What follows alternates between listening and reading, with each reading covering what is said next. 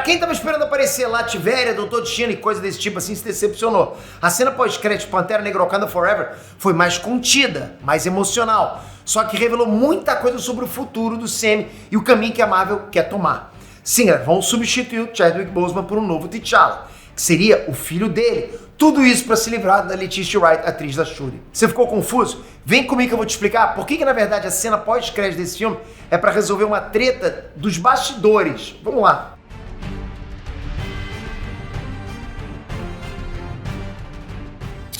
Inestranax Peter aqui. Galera, Chadwick Boseman faleceu muito cedo, né? Em 2020, ele foi vítima de câncer de colo. Ele era novo, ele tinha só 43 anos, tinha toda uma vida pela frente. Tinha um contrato longo com a Marvel, imagina isso, né? Ele ainda teria muitos anos como Pantera Negra. A Marvel tinha todo um planejamento pro futuro dele. E do nada, isso foi embora. É uma pena, realmente é emocionante. Só de falar eu já me emociono, pra você ter noção. Até hoje eu lembro do dia que eu recebi a notícia do falecimento dele. Tipo, eu fiquei um tempo sem acreditar, falei, não é possível. Quando caiu minha ficha, foi realmente muito triste. Mas enfim, a Marvel foi pega de surpresa quando isso aconteceu, porque o Chadwick Boseman ele preferiu manter o câncer em segredo. Ele não disse pra ninguém. Em cima da hora eles tiveram que refazer o planejamento, refazer o roteiro e tudo mais. E a ideia era dar destaque pra Shuri, né, a irmã do T'Challa, que é interpretada pela Letitia Wright. Fazia sentido, né? Feminismo tá na moda. Você consegue passar uma mensagem. E era uma mensagem necessária, uma mensagem que seria cobrada pelo público. Se a Marvel bota um personagem masculino no lugar da Shuri, né, que também já foi rainha e Pantera Negra nos quadrinhos, pegaria super mal. Porque pensa comigo, né? Ao mesmo tempo que faz sentido com a história do Sam, porque ela é herdeira do trono, agora que o T'Challa morreu e tudo mais, também tem um lance de ter base nos quadrinhos. Nos quadrinhos, a Shuri é uma Pantera Negra. Ela assume como rainha. É ela quem trava uma guerra contra o Namor e contra Atlantis nos quadrinhos. Ela é protagonista da guerra contra Atlantis nos quadrinhos. Não tinha condições da Marvel botar qualquer personagem masculino no lugar dela. Não tinha, isso é impossível. Eu diria que nem feminino. Você precisa ser da realeza para ser o Pantera Negra. Não dá, por exemplo, para ser Alcoi, igual muita gente estava teorizando. Ou seja, depois da morte do Chadwick, a Marvel não tinha outra opção a não ser colocar a Letitia Wright, a Shuri, como a nova Pantera Negra e protagonista desse filme agora, de Wakanda Forever. Só que essa atriz deu muito problema pra Marvel. Por quê? Porque quando a pré-produção, né, as gravações de Wakanda Forever começaram, o mundo inteiro tava na pandemia, aquele momento da pandemia. E a Letitia era anti-vax total, ok? Ela postava vídeos falando contra a vacina, fez declarações em redes sociais, ou seja, ela foi totalmente contra o politicamente correto naquela época. E a Marvel não sabia o que fazer, né? Pô, a Marvel pirou com esse negócio, com esse tipo de coisa. Caramba, o que nós vamos fazer com alguém do nosso elenco que quer ser não politicamente correto? Pra vocês terem ideia, as gravações de Pantera Negra Wakanda Forever pararam umas 2 ou 3 vezes, justamente por isso, porque a Letitia Wright simplesmente não queria se vacinar. Ela não queria se vacinar, então tinha que parar todo mundo, né? Isso atrasou bastante a produção do filme, deu prejuízo, queimou a imagem da protagonista do filme. Não é uma questão de você ser contra ou ser a favor dela, ok? Deixa isso bem claro aqui, a gente não tá aqui pra fazer politicagem, eu tô aqui pra julgar esse tipo de coisa e pra politizar esse assunto. Eu tô dizendo o que foi, o que aconteceu, ok?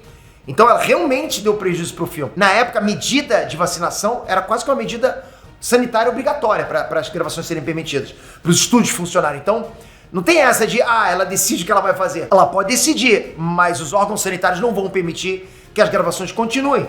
Então vai fazer o quê, né? Fora que era uma campanha que todas as grandes empresas abraçaram, porque era o politicamente correto. Nenhuma empresa está afim de tomar boicote, concorda? Só que ao mesmo tempo a Marvel não tinha como simplesmente mandar a atriz embora, porque eles dependem dessa personagem, né? Já estava tudo em torno dela, tudo girando em torno dela. Se mandassem ela embora, seria um prejuízo de centenas de milhões de dólares. Teriam que refazer o filme. Tudo isso que eu expliquei é para contextualizar vocês do motivo da Marvel ter feito esse pós-crédito de Wakanda Forever. Você precisa entender esse back-end, né, antes. Para quem não viu a cena, né, o que acontece é o seguinte. No final do filme, a Shuri vai ficar com a Nakia, que agora mora no Haiti, vive uma vida humilde lá. O filme dá a entender que a Nakia é professora de uma escola lá do Haiti. E a Nakia revela pra Shuri o motivo dela ter se afastado de Wakanda todos esses anos. O motivo dela não ter ido no enterro do T'Challa e tudo mais. Durante todo esse tempo ela estava no Haiti criando o filho dela e do T'Challa escondido. Talvez em algum outro filme explique o motivo do T'Challa ter preferido que o filho dele fosse criado fora de Wakanda. A gente não sabe por que disso, né? Talvez para conhecer outras realidades, ter humildade, né? Sei lá, ter compaixão pelos povos do mundo. Alguma coisa desse tipo. Mas independente de qual seja o motivo de roteiro, tem 2 motivos maiores para isso. que quebram a quarta parede desse roteiro, né, digamos assim. Primeiro, motivo simbólico, concorda? O Haiti é um país muito simbólico para a história dos afro-americanos, porque o Haiti era colônia da França. Olha isso. Só que lá os escravos se revoltaram e venceram a revolta. Expulsaram os colonizadores. Percebe por que é simbólico? É também por isso que a França é tratada como inimiga direta de Wakanda no filme. Tudo faz parte desse simbolismo histórico. Inclusive o nome do filho do T'Challa. Para vocês entenderem melhor, ok? Essa revolta histórica no Haiti foi liderada por um ex-escravo chamado Toussaint Louverture. Ou seja, quando a Nike aparece com o filho dela no Haiti e diz que o nome haitiano dele é Toussaint, isso é uma referência ao líder da maior revolução de escravos negros da história. Esse é o simbolismo do Haiti e do nome Toussaint. Tem muito peso esse background, né? Só que a Nike acrescenta, né, ela ainda diz que o nome wakandano do filho dela é T'Challa. Ou seja, ele tem o mesmo nome do pai. O que significa isso, galera? Significa que a Marvel já plantou a semente do novo rei de Wakanda. É um reboot sem ser reboot. Genial. Daqui a um tempo eles vão botar de novo um T'Challa como rei de Wakanda e como Pantera Negra do Sam. Olha isso. Ou seja, vão voltar a estaca zero. Vão voltar com o personagem com o que ele deveria ser nos quadrinhos. Vamos ter um T'Challa também no CM. Pô, Peter, mas esse garoto só tem 8 anos. Galera, esse garoto só vai continuar com essa idade enquanto a Marvel quiser. O lance é que agora eles não estão mais presos a Shuri, vocês entenderam? Eles podem simplesmente mandar a Letitia Wright embora quando eles quiserem. É só envelhecer o moleque, vai, usa algum dispositivo. O principal vilão dessa nova saga da Marvel, quem é, galera? É o Kang. Pô, preciso falar mais alguma coisa? Então tem muitas soluções, tem viagem no tempo, tem diferentes linhas do tempo, tem multiverso, tem tantas desculpas pro roteiro que podem ser usadas aí pra envelhecer esse moleque, fazer ele virar logo o Pantera Negra Rei de Wakanda, que, pô, eu ficaria aqui várias vezes falando. Pô, busca ele mais velho de outra linha temporal e traz pra cá. Aí ele conversa com ele mais jovem, seria fantástico, né? Eu diria até que o filme ter terminado com um Baco sozinho na disputa pela coroa de Wakanda já mostra que a Marvel não tá querendo levar pra frente a Letitia Wright como a nova rainha de Wakanda e como Pantera Negra. Pra mim ficou bem evidente isso, não sei pra vocês. Galera, não tem como falar, ela ficou muito marcada pela campanha anti-vacina dela. Ela foi totalmente contra a campanha da empresa da Marvel. A Marvel não podia ficar com... não podia ter sido lançada nas redes sociais como foi. Aquilo queimou o filme da Marvel, ok? E de novo, não é uma questão de se você concorda, se você não concorda. Isso não tem nada a ver com sua opinião, com a opinião de X e de Y. Não tem. Isso tem a ver com a opinião da empresa. Da empresa, você pode julgar a empresa, beleza, tá? Porque a gente começa a entrar meio que num assunto meio político, né? A galera gosta de politizar esse tipo de assunto, mas é uma questão da empresa. Você tem que entender o seguinte, para a empresa é péssimo algum funcionário da empresa fazer campanha contra ela. Imagina que você é o dono de uma empresa, você tem a tua empresa com os teus ideais, concorda? A empresa tem que pensar como você é o dono dela, você idealizou a empresa. De repente tem uma pessoa ali dentro, um funcionário teu, que vai totalmente contra o que você idealizou. Não importa se ele está certo ou se ele está errado. Por mais que você esteja errado e ele certo, você não vai ficar feliz com aquele funcionário. É o que aconteceu com a Marvel e com a Letitia Wright. Não sei se vão lembrar disso, mas a Gina Carano ela foi demitida de Mandalorian justamente por isso. Eu adorava a Gina Carano na série de Mandaloriano. Fiquei triste quando ela foi demitida, mas mandaram ela embora também por conta de ser anti-vax. Star Wars é da onde? Da Disney, né? E Marvel da onde também? Da Disney. Então você percebe como funciona isso.